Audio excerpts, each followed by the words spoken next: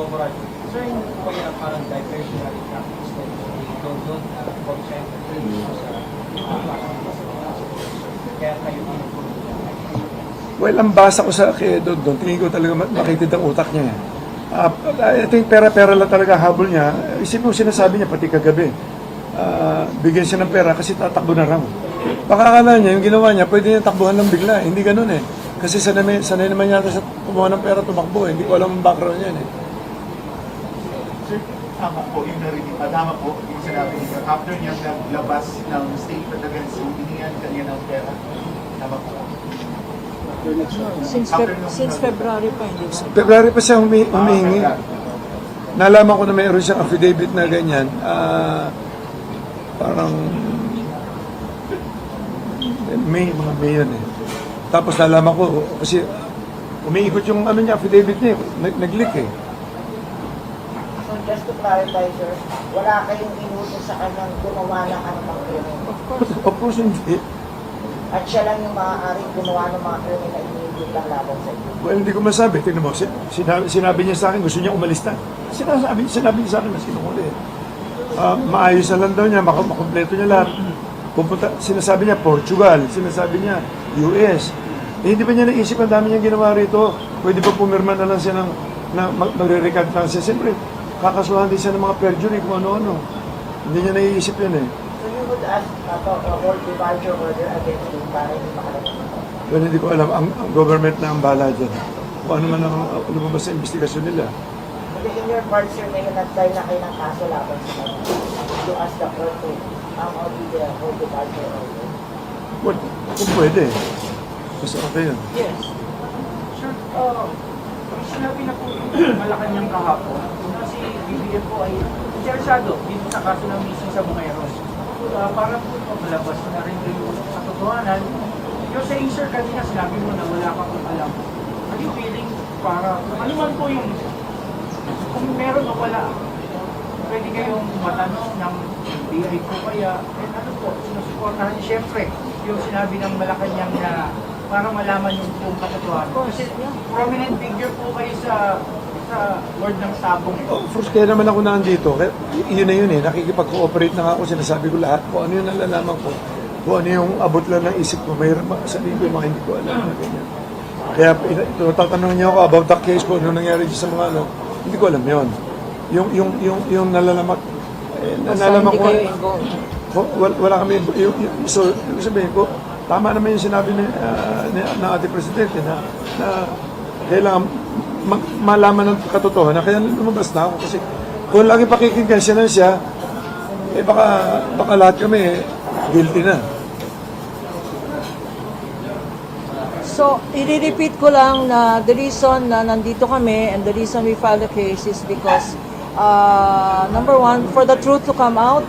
Number two, to affirm that Atong Ang and the members of this the investors group are willing to cooperate with government that includes the President, that includes the Supreme Court, and that includes the Secretary of Justice and all the personnel, no?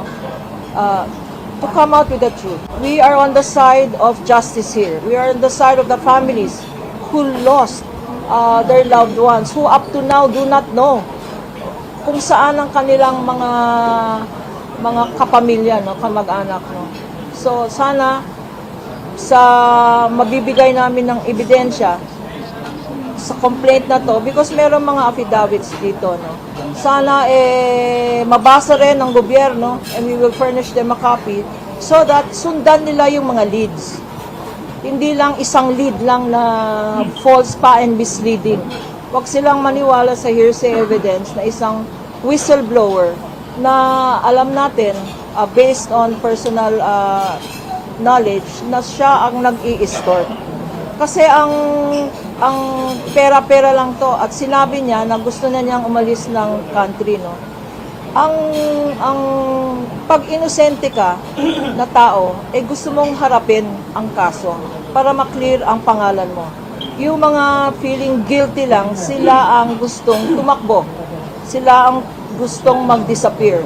So, tignan natin ang mangyayari sa investigation.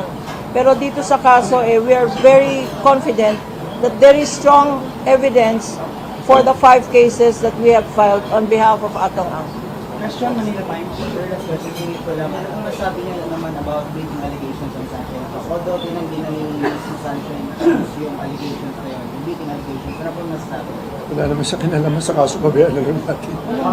Sir, just to clarify, may lumapit po daw sa inyo isa sa kapamilya yung mga sinasabi na matay yung kanilang kamag-anak.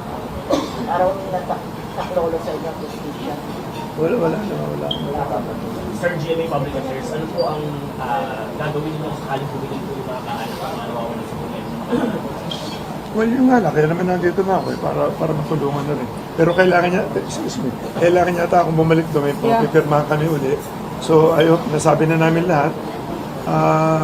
Marami sa, lalo na sa Channel 7, kapareho kahapon, nakikiusap lang ako sa media.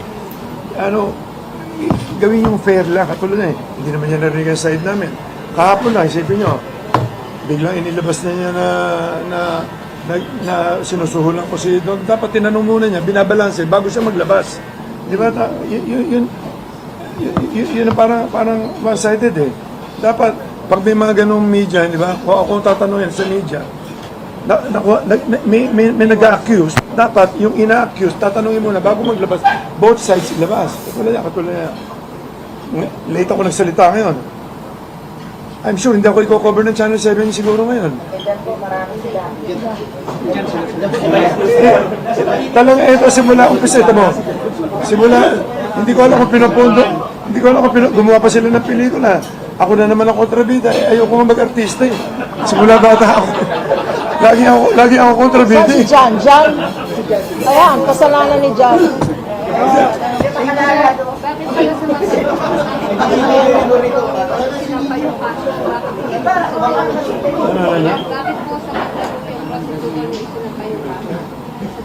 This is his place of residence. Dito ako lumaki sa Mandaluyong talaga. Lumaki ako sa tabi ng squatter talaga ako lumaki. Kilala ko dito. Talagang dito ako lumaki sa Mandaluyong. Dito wala akong record maski magtanong kay Rito, dito ako simula 3 years old, 4 years old yata yun. Wala akong kaso dito maski na ano. Last question po, may pipirmahan pa sa prosecutor. Sir, laban na ito ng isip. Bakit po kayo, sir, ang paniniwala, dapat po kayo wala ng tao bayan sa bakit po, sir? Well, hindi ako pareho ng Channel 7 na hindi binabalanse lahat. Ang gusto ko lang balansehin niyo muna bago kayo maglaba. Ako, pakinggan niyo lang side ko. Ngayon, i-analyze niyo ngayon doon sa side na sinasabi ni Don. Number 1, tingnan niyo pagkatao niya, pagkatao ko, pagkatao namin lahat. Wala naman kami history na pumapatay ng tao.